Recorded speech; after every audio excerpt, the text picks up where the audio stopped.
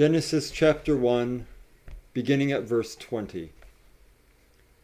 And God said, "Let the waters swarm with swarms of living creatures, and let birds fly above the earth across the expanse of the heavens." So God created the great sea creatures and every living creature that moves, with which the waters swarm, according to their kinds, and every winged bird according to its kind. And God saw that it was good. And God blessed them, saying, "Be fruitful and multiply, and fill the waters in the seas, and let birds multiply on the earth." And there was evening, and there was morning, the fifth day.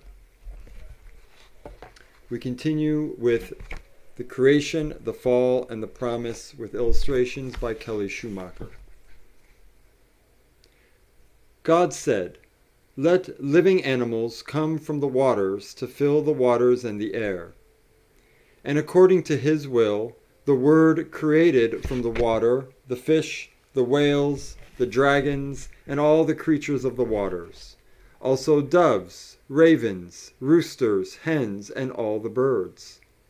Like a pelican providing food and protection with her two wings, God the Father provides for us according to his will through his mighty word of promise in your baptism, the Lord's Supper, and when the pastor says, "In the name of Jesus, I forgive you." He protects us by strengthening our faith whenever we hear his word in the law and the gospel. God saw that the fish and birds he had made were good. Then he put a blessing on them all to produce living creatures like itself, and to grow in number. This was Thursday.